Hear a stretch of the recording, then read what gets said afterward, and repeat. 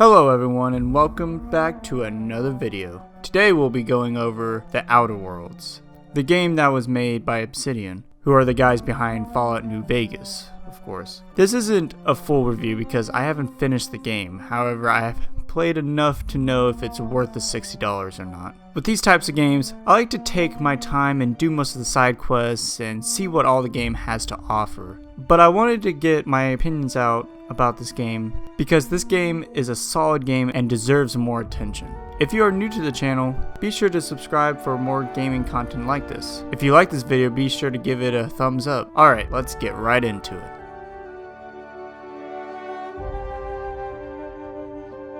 So, is this game worth getting? Well, yes, but let's discuss why.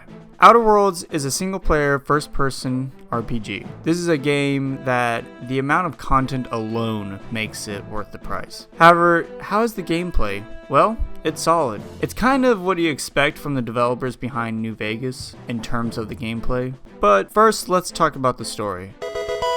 This is just going to be the basic synopsis of the plot for spoiler reasons. So basically you, out of all your fellow colonists, were picked in order to save the rest of the people. So after you get freed, you hitch a ride in an escape pod and start on your quest into this corporate wonderland. But it's not all about the main quest, of course. There's also a ton of side quests to dig into. Each one of them very interesting. Not only that, but each decision you make feels like it leaves a big impact on the world, and it's not black and white either, like good or bad. Sometimes you're not sure what's the right thing to do. And of course, that's if you're gonna be a total Boy Scout like myself. I don't know why. I always try to be a good person in these kinds of games. But of course, you can be bad to the bone if you wish, or even in the middle. The choice is all yours. The graphics are great in some areas, and okay in other parts of the game. Luckily, Outer Worlds makes this up by making the environment colorful with eye-catching colors that really makes the world pop. While other parts of the game are not as eye-pleasing, if you know what I mean. The frame rate stays pretty consistent throughout the game and only dips here and there, not too much. Overall, the game looks pretty good, but it's not going to wow you with its visuals.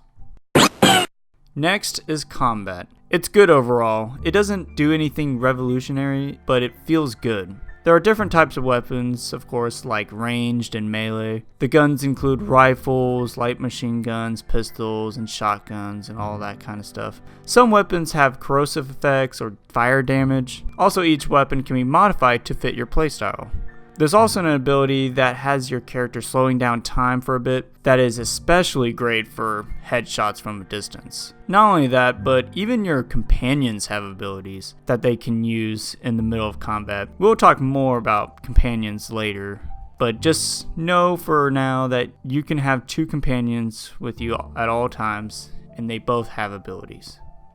You know what the heck, while we're on the subject, I just want to gush over them and how well they are implemented in this game. They are not just tacked on like in other games. They feel a part of your story and with their own quests that you can do with them. I love the dialogue you can sometimes get when you have two partners talking to each other, and it just feels so natural hearing their commentary on the environment around them. Not only that, but in certain conversations, your companions will chime in on certain topics and give their opinions and thoughts. Speaking of dialogue, the dialogue is incredible. I never thought that I would like the system this much, but I now see what people were talking about when they would give props to New Vegas about the choices you have with the dialogue. It beats Fallout 4's for sure. It's just super interesting to be able to be flexible with what you can say, and instead of the Fallout 4's standard good guy, bad guy dialogue. It's one of the highlights of the game, and there can be some funny interactions between you and other people. The voice acting overall is pretty good as well. There hasn't been anyone I've seen yet that has delivered poorly. The big thing I would really want to improve in Outer Worlds would be the customization of your character's appearance. I don't mean the character creation itself, because that's a solid character creator where you can either make decent looking people or complete monsters. What I'm wanting improved instead is the outfits you wear in the game. It's limited to helmets and armor. I would have liked more options there. Maybe split the armor into torso and legs and helmets into head and face. You know, that way you can mix and match different pieces but then again, I've always been into making my character into the coolest looking character in games, so it might just be me. But I would have liked it if they gave you more options in terms of making your appearance however you want to. The customization in terms of stats is amazing. When you level up, you get 10 skill points that you can just dump into whatever you want your character to be. You can really make your character feel like it's your character. There's also perks you can get that will affect your character, like being able to run faster or improving the cooldown for your slowdown ability. Not only that, but you can do the same for each companion, which can improve their skills in a variety of ways. In conclusion, I think this game is worth it, especially if you are into Fallout type games or just into RPGs in general. If you're not a fan of any of these, I'm not confident this will change your mind. It's a familiar game and it's just a solid game overall with some minor issues here and there, and unlike Bethesda's games, it has barely any bugs, especially if we compare their games. Also, if you have this game or if you're on the fence about it, let me know in the comments below. Let's just talk about this game. I'm really interested in what you guys have to say about this game, because I really enjoy it so far, but I want to hear your thoughts on it. What do you think? Is it too familiar? Is it just right? Do you love how there's no microtransactions anywhere, no expansion pass later, how it's just one and done game? Let me know in the comments below. I'm really interested to hear what y'all have to say. But that's going to be all for today.